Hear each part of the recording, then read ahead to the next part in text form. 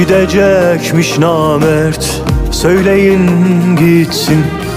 O zalim nankörü Allah kahretsin.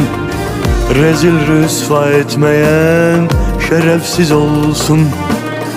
Bu gece İstanbul beni seyretsin.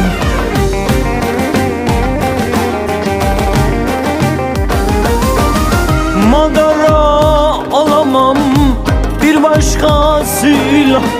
Hayat sürmez dostum bir vicdansızla. Boşa değer verdim fazladan fazla.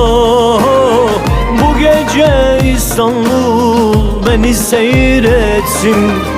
Kalemini kırdım o kitapsızın.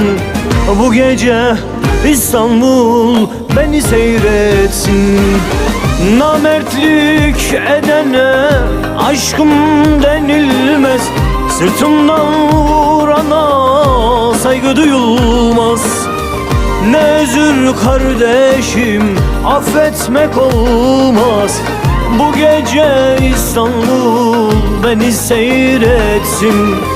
Kalemini kırdım o kitapsızın. Bu gece İstanbul beni seyretsin.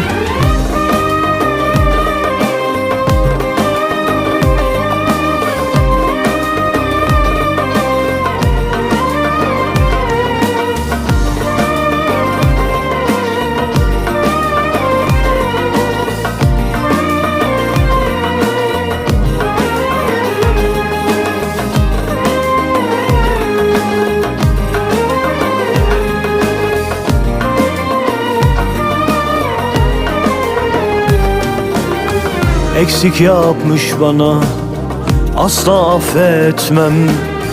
Alttan alıp bir daha nasıl seveceğim? Cezasını kestim, defterden sildim. Bu gece İstanbul beni seyretsin.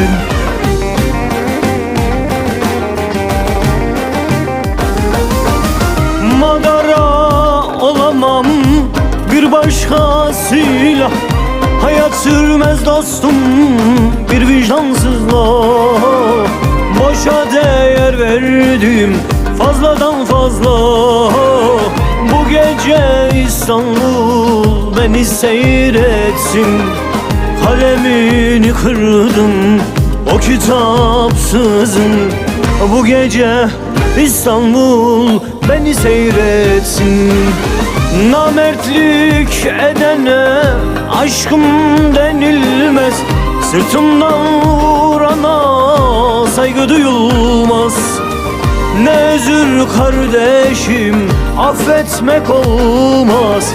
Bu gece İstanbul beni seyretsin.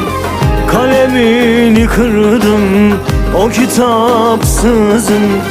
Bu gece İstanbul beni seyretsin.